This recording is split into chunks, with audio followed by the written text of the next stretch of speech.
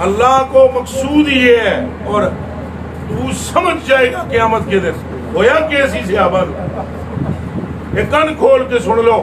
اساں سارے بھی تسبیحاں پڑھ دے ہیں، نمازاں بھی پڑھ دے ہیں، صحابہ بھی پڑھ دے سن، لک لک کے نمازاں وچ رسول اللہ نو تک دے سن. حضرت جی نماز میں اگر یہ بخاری میں حدیث نہ ہو تو میری گردن کاٹ کے دربار روڈ پر رکھ دو، جس چوراہے پر مرضی ہے لٹکا دو. ان کو نماز کی خبر نہیں، جسے صدیق اکبر کہتے ہیں. تو حضور نے حالی پردہ ہی سکھایا نا، پردہ ہی سکھایا نا. تو پھر کیا کیا جماعت نے، اور حضرت ابو بکر صدیق نے کیا کیا؟ اور یوں بھی نہیں کہ نوے نوے مسلمان ہیں، دھیان رکھنا،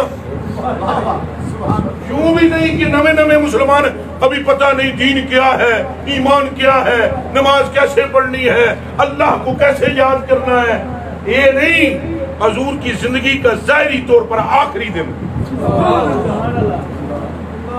الذی توفی فیہ ہے، یہ وہ روز ہے کہ جس میں حضور نے وصال فرمانا ہے. یہ آخری ظاہر زندگی کا دن ہے.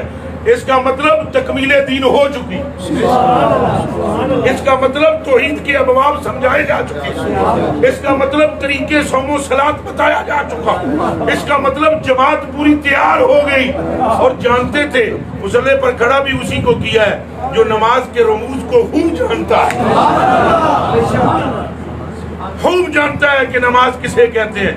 وگرنہ یہ فرماتے مرو ابا بکر ان یصلی بالناس، ابو بکر کو حکم دو یہ مصلی پر کھڑا ہو کر نماز پڑھائے. اس پہ اماں عائشہ صدیقہ نے عرض کی ان ابی رقیق القلب، میرا باپ نرم دل کا ہے، آپ کو مصلی پر نہیں دیکھے گا، گر جائے گا، نمازوں میں خلل آئے گا.